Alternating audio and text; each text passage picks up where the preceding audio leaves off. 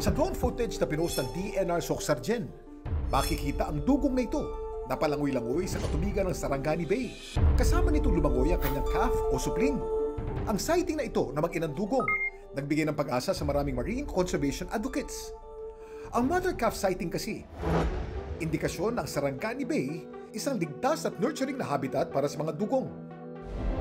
Ang mga dugong o dugong-dugon vulnerable na ayon sa IUCN o International Union for Conservation of Nature. Ibig sabihin, sila'y nanganganib ng maubos. Kabilang sa mga banta sa mga marine mammals na ito ang habitat loss o pagkawala ng kanilang tirahan, polusyon sa dagat, at iligal na panguhuli sa mga ito. Kaya ngayon pa lang, alagaan at protektahan natin sila para hindi tayo malunod sa panghihinayang kapag sila'y tuluyang mawala. Ito po si Kuya Kim at sagot ko kayo, 24 oras.